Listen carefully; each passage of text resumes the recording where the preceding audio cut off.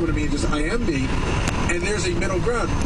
But you said you like the IM. I do, but it doesn't mean that you IM me to say that this is on your page, we have a new phone call or something like that, but you don't come to talk to me about your weekend anymore.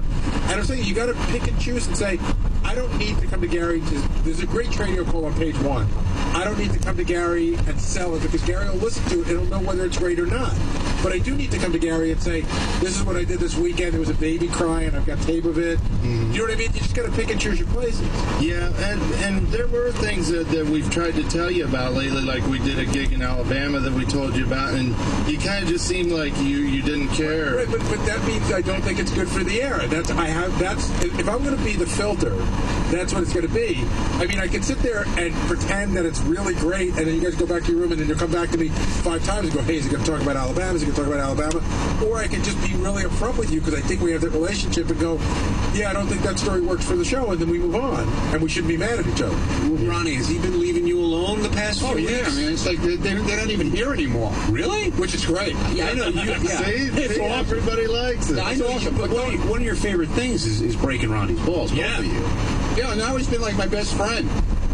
We still I knew all about his therapy shit before I think all you guys did. It sounds like a wounded animal. He's unloading to me in the hallway, you know? No, we still love breaking Ronnie's balls. We're just looking for the right opportunity. Okay. Believe me, it's there. You know. Now, Jason, you seem a little pissed off. I am pissed off at Richard, actually. Richard mostly. Because I think I'm pissed off that you're on this show right now. No, that's so funny. Then we have to hear your voice. The whole audience is pissed off right now. Look, guys, let Jason talk. You know, Richard sits there in his passive-aggressive bullshit on the air today and really let Will take a bad rap. Richard and Sal, mostly Richard, don't understand that what they do to Will and Steve when they're on the phone, they're the ones that slow the process down about getting jokes up and getting shit out there.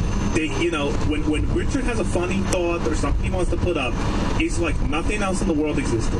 That it doesn't matter who you're talking to, what you're doing at the moment, what's going on anywhere. It just becomes the prime focus of it. He laser beams on it and won't let go. And, you know, in fact, I remember that day when you guys got in a fight.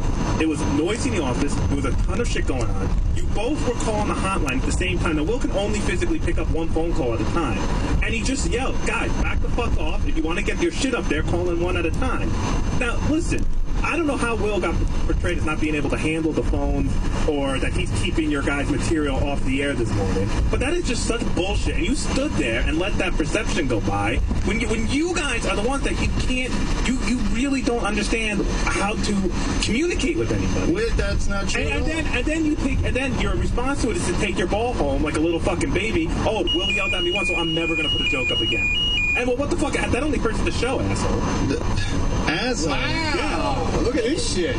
So first of all, why isn't Will in here explaining this? When he was I think he's sick of talking about it. He's coming down right now. Or maybe he's not as upset about it as I am. But you're not upset about it, Jason. You just utilize us to get on the air. Exactly. Because Sal, let me exploit my dad for 5 hours so I can get on the air. I mean, you know what, you motherfucker? I mean, don't sit there and act like you're Mr. I don't want airtime. Oh, my dad was the biggest asshole in the world. Bell Good just got me airtime. Nobody's listening to you anyway. Go ahead. Oh, my wife's cheating on me. Let me turn that to 7 years of do I get to respond? Wait, isn't this the guy that, like, Howard tell my mom not to talk to me anymore? Yeah. My mom called into the show. No, everything Jason does is perfect. All right, hold on. Calling Richard an asshole, that was real Everybody nice. quiet. And by the way, this has been a nice 2 months not having to talk to that fucking asshole. Richard, everybody quiet down. Will Murray, please step up to a microphone because Will's here. Let's talk to the source. Jason is exactly the reason I don't come into the office. Wait, what have I ever done to you in the office, Richard? Dude, go ahead. No, go ahead, name it. No, you've thrown everybody on this show under the bus so much with private stuff we've said to you. Nobody around here trusts you.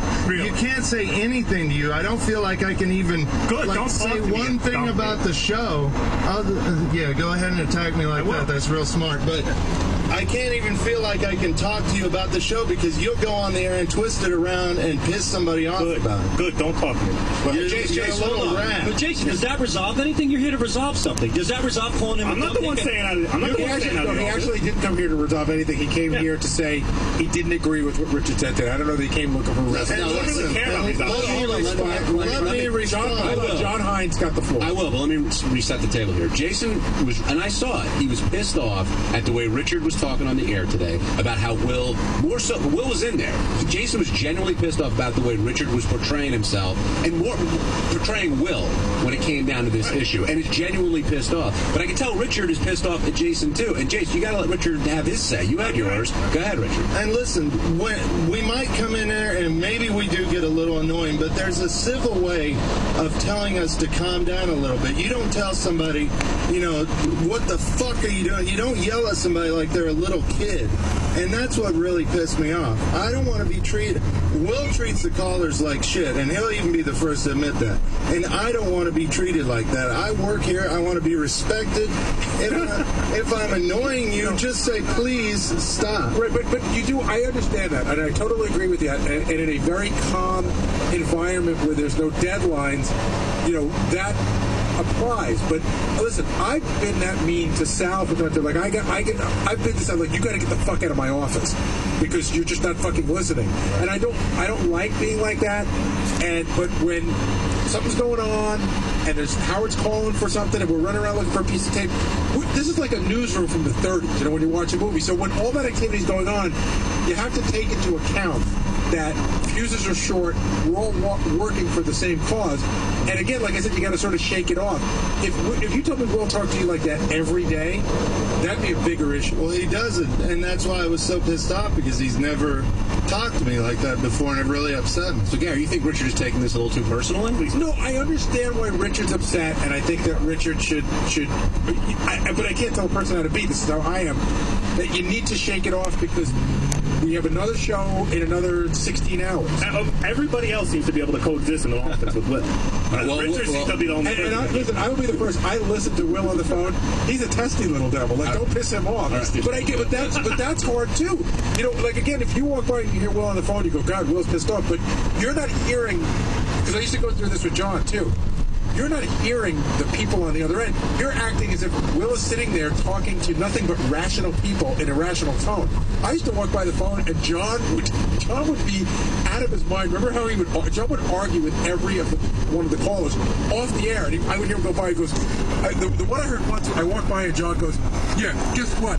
I played the bass drum in your mother's asshole, you fucking cocksucker. I'm like, who are you talking to? If a caller pissed John off, he'd ban them. Like, he'd refuse to take their phone call again. He'd put people on probation. I was banned in the past. I'm just saying, for all of us working in this environment, it can get a little tense. Howard touched on something in Richard's defense today. He said it's humiliating and embarrassing to be yelled at in front of, like, interns. Okay, great. Howard Stern, don't ever do that to me again.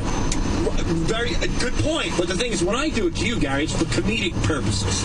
I mean, when Will does it, let's say to Richard, Richard's a writer of the show. He's doing it in front of the interns. He's doing it maybe in front of strangers, and it's embarrassing. Richard was embarrassed, no matter how you slice it. You know what, guys? And Will could be vicious, and he just doesn't want to be embarrassed. Nobody likes to be embarrassed off the air. Everybody